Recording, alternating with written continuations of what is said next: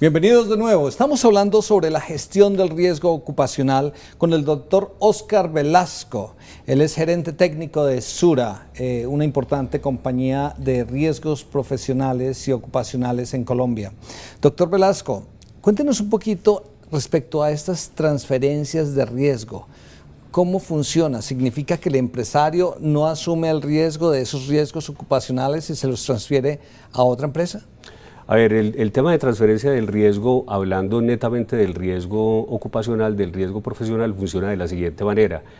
La empresa, de acuerdo a la clase de riesgo que está manejando, eso está completamente legislado actualmente en el país, paga una cotización por todos los trabajadores, asegura a sus trabajadores para que la administradora de riesgos les dé un cubrimiento total ante los eventos de enfermedad profesional o de accidente de trabajo que se pueda presentar. De alguna manera le está diciendo a la administradora de riesgos profesionales, le entrego esta plata y usted se encargará de garantizarme que mis trabajadores sufren un accidente y van a estar bien atendidos. Sin embargo, la responsabilidad sobre el riesgo sigue siendo del empleador. El riesgo lo pone él por la condición de trabajo y él es quien debe actuar sobre ese riesgo para implementar los controles suficientes y evitar que estos se salgan de control y originen un accidente, originen una enfermedad o en el peor de los casos una emergencia catastrófica en la organización. ¿Hasta qué punto esa responsabilidad recae sobre el empresario y no sobre la empresa que está asumiendo el riesgo ocupacional, el seguro ocupacional? En un 100% cae sobre el empresario. Él es quien está poniendo el riesgo, él es el dueño del riesgo y es quien debe buscar cómo implementar los controles en forma adecuada. El concepto es, transfiero el riesgo, pero nunca la responsabilidad que tengo sobre ese riesgo.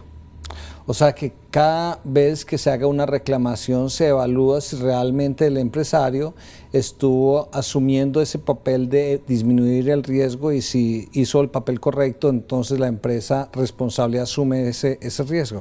No, es un poco más complicado. Por favor. Se presenta el accidente, se presenta la enfermedad, es calificado como de origen profesional, la administradora de riesgos profesionales corre con todos los gastos que hayan que realizarse para atender a ese trabajador accidentado, para buscar que se mejore su condición de salud y la empresa podrá ser, digo yo, demandada por no haber actuado oportunamente para controlar ese riesgo.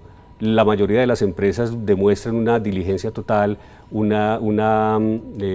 trabajo sistemático para el control de esos riesgos. Es parte de lo que hacemos también en las administradoras de riesgos profesionales, velar para que eso efectivamente se esté dando. O sea que en otras palabras ustedes también tienen el servicio de capacitar a los empresarios sobre la sensibilización del riesgo para que no excedan en esos riesgos. Nosotros hacemos y tenemos la función de hacer promoción y prevención de la salud ocupacional al interior de las empresas.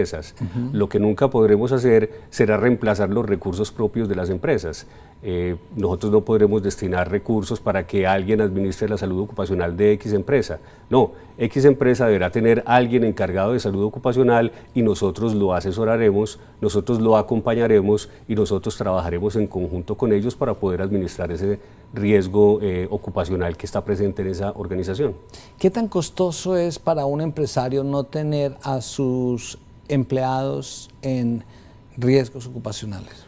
Es tan sencillo como que si se muere alguno de los trabajadores de esa empresa, la familia podrá demandar a esa empresa en particular como responsable solidariamente ante todos esos eventos que se presentaron y será él quien tendrá que pagar durante todo el tiempo que pueda o esté disponible pagar la pensión para los sobrevivientes que tengan derechos en esa organización, los tendrá que asumir la empresa. ¿Por qué muchos empresarios, y ahora lo estaba diciendo, que estaban invitando a la gente, a las empresas, a que se involucraran en riesgos ocupacionales, por qué aún no han tomado iniciativa? ¿Falta de conocimiento? ¿No están enterados de la legislación?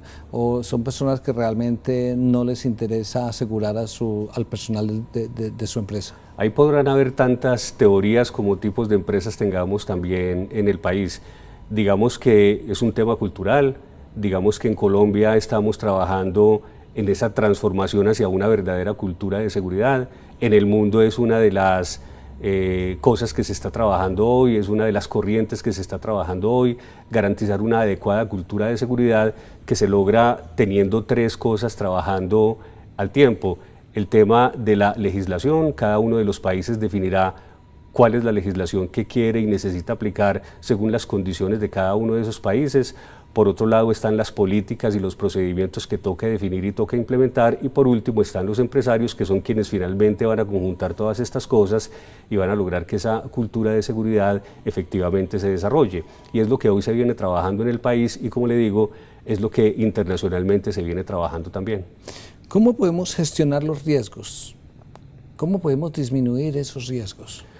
Pues para disminuir el riesgo, lo primero que tenemos que hacer es entender qué riesgos tenemos, a qué peligros está expuesta nuestra gente, hacer un inventario amplio y completo de todos los riesgos que tiene la organización, verificar cuáles son los controles que tiene implementado. Un control lo que busca es disminuir la probabilidad de que ese riesgo se exprese y a partir de allí definir qué controles adicionales debo implementar para lograr bajar la probabilidad de que ese accidente o esa enfermedad se presente. Ese proceso de gestión del riesgo está inventado hace mucho. Nosotros lo que estamos haciendo es traerlo al ámbito netamente laboral y desarrollarlo. ¿Qué dice el concepto? Contextualice la empresa, entienda dónde está, qué oportunidades de mercado tiene, qué bondades tiene para poder desarrollar la gestión en salud ocupacional, identifique todos los peligros que tiene, priorice esos peligros y establezca algunos controles.